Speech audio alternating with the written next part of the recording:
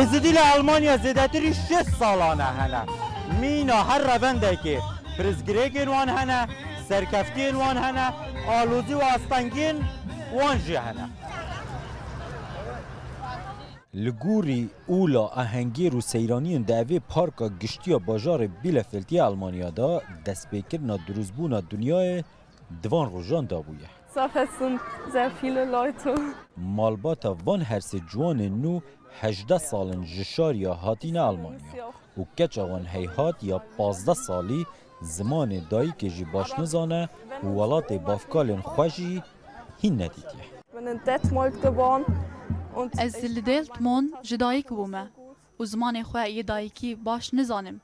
از گلک دخوازم جارکی بچم عراقی جبر کو از تجاران نچومه و داره لیمن بهیستیه کو او در گلک خوشه. جشارداریا باجار بیلفلد کو تخمین دهه گرن نزدیکی 10,000 کردن ازیدی لدجین کادم هاتیه پیروزباهی جشنه او دزانه کل باجار وان چندین ریخرا و کمالا و سازین ازیدیان هنه و یک جسده من حولدان ازیدیان بوخ و گنجاندنا دجواکا وی ولاتی دا بسده ماوی چنده که دخوازن لوی ولاتی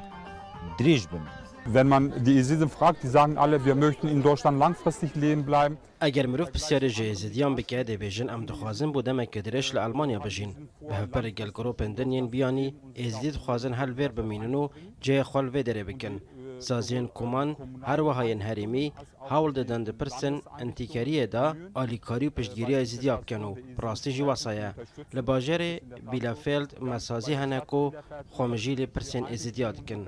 Behörden, die sich mit dem Thema Jesiden befassen. بنگه لالش لألمانیا یک جوان به دهان سازی و کماله و مالن ازدیانه لألمانیا که خودی لجواکا کردن ازدی درده که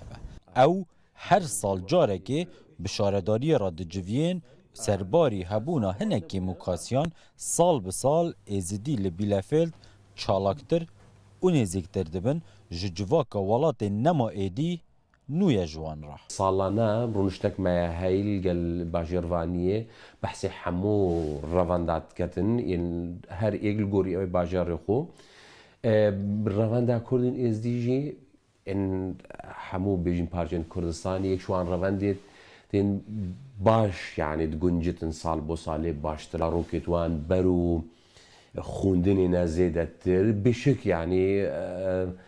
هر روندك هبت هندك كماسيت هين يعني هندك كماسيت هين رودم براستيجي